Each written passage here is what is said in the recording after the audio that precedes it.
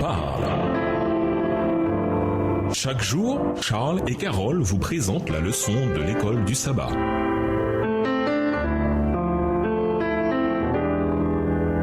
Bienvenue dans votre émission. Dieu nous parle. Voilà la leçon de mercredi, un monde brisé. Il y a une chose que Dieu a donnée à Adam et Ève qui n'a pas donnée à d'autres. Il s'agit de la liberté morale. Ils étaient tous deux des êtres moraux, d'une manière inconnue des plantes, des animaux et des arbres. Dieu attachait tellement d'importance à cette liberté morale qu'il a laissé la place à la possibilité que son peuple choisisse de désobéir. Ce faisant, il mettait en jeu tout ce qu'il avait créé pour l'objectif plus grand d'une relation avec ses créatures humaines, sur la base de l'amour et du libre arbitre. Mais il y avait également un destructeur, car cette liberté morale existait aussi pour les anges, qui voulaient perturber le monde bon et complet que Dieu avait créé et qui cherchaient à se servir de la création toute spéciale sur terre, les êtres humains, pour y parvenir. S'exprimant à travers le serpent, le diable remit en cause la plénitude et la suffisance de tout ce que Dieu avait donné. Voir Genèse 3, les versets 1 à 5. La première tentation fut de convoiter plus ce que Dieu leur avait donné, de douter de la bonté de Dieu et de compter sur eux-mêmes.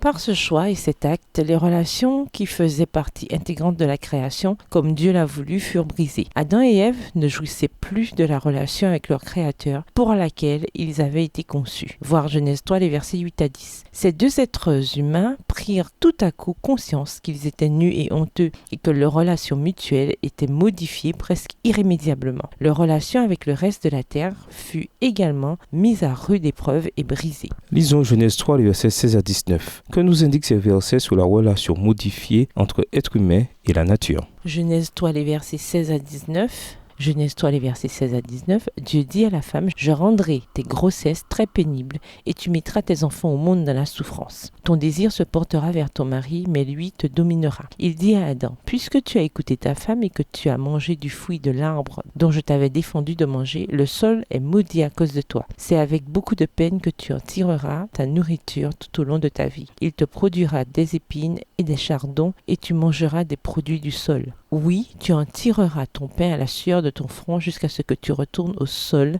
dont tu as été tiré, car tu es poussière et tu retourneras à la poussière. » À cause de la réalité du péché, la vie devint soudainement beaucoup plus difficile pour Adam, Ève et le reste de la création. Les conséquences du péché sont réelles, en particulier quand elles affectent l'humanité et nos relations. En un sens, nous sommes éloignés de Dieu, notre Créateur. Nos familles sont également touchées de bien des manières, et nos relations avec les autres sont souvent un défi. Nous luttons également en lien avec l'environnement naturel et le monde dans lequel nous vivons. Tous les aspects de notre vie et de notre monde montrent la misère causée par le péché. Mais ce n'est pas ainsi que Dieu a créé le monde. Les malédictions de Genèse 3 viennent également avec une promesse que Dieu prévoyait un moyen de recréer notre monde et de restaurer les relations qui avaient été brisées par le péché. Tandis que nous luttons encore contre le péché et ses effets dans nos vies, nous sommes appelés à maintenir la perfection originale du monde et à chercher à vivre dans nos vies le plan que Dieu a pour ce monde.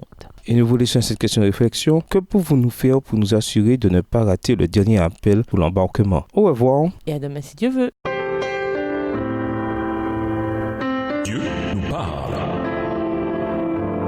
Chaque jour, Charles et Carole vous présentent la leçon de l'école du sabbat.